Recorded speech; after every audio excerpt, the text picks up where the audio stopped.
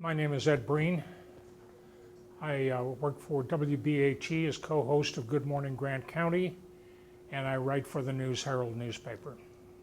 This is Jane's story. My entire life has been surrounded with all forms of abuse. When I was a child, I watched my father, who was an alcoholic, abuse our mother. He belittled her in every possible way. My parents didn't live together. However, Dad always lived close to us. When I was about 12, our father died due to his drinking. For nearly a decade, my mother steered clear of relationships and focused on raising her 7 children. My mom worked long hours just to make ends meet, and one of my older brothers watched us while she worked. For the fun of it, he would make me and my sister, who was 11 months older than me, fight. I always got beat up. As a teen, I began dating abusive boys. I then married a man who I had 2 sons with. I started seeing red flags and left, but eventually went back. He was in and out of jail throughout our marriage. We moved back to my hometown to be closer to my mom, and she got ill. I wanted to be closer and help care for her. That was when his mental and emotional abuse started. At this point, the abuse was not physical. Sometimes I wished he would hit me because at least he would know that I was there. The abuse got worse as the years grew on, and he had our sons calling me names and started saying hurtful things to me about my weight. I always tried to avoid arguing with him because I didn't want my boys to hear it. He began to physically abuse me, which lasted about 2 years before I got away from him. About 4 years after my divorce, I ran into an old childhood friend, Jay. He was always so sweet to me, and we were younger. We hit it off and started dating.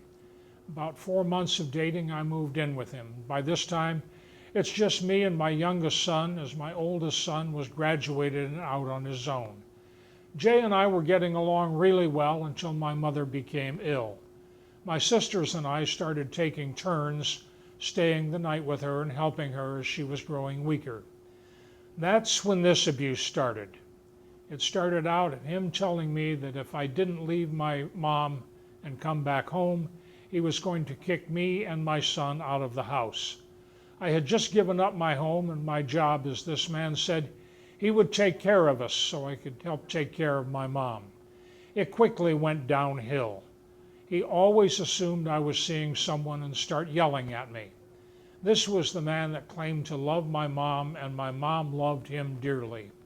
Some days were better than others, but I was scared of him, as he would tell stories of what happened to other people that betrayed him, and I felt like I was stuck.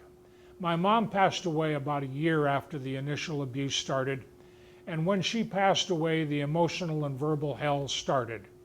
It was so bad that my son and I were afraid to even sneeze. I felt so uneasy about living there. However, I stayed as I kept telling me he would change. About 2 years after my mom died, he began to abuse his own children in front of me. He also started threatening my son. At this point, I had left and went back several times. When I would leave, he would stalk me, beg me to come back. Once I was on my own place, I heard a dog whining and looked out my front porch, and he had sent my son with my deaf dog that he wouldn't allow me to take. They poured water on her and froze her on my porch. He was always watching me and doing crazy things. He attempted to tamper with my gas meter to try to poison me.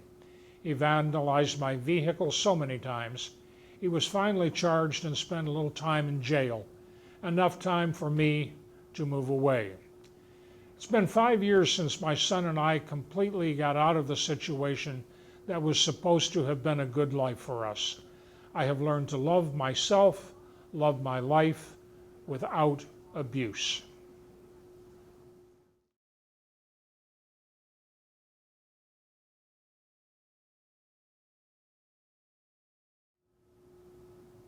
How can we break the cycle?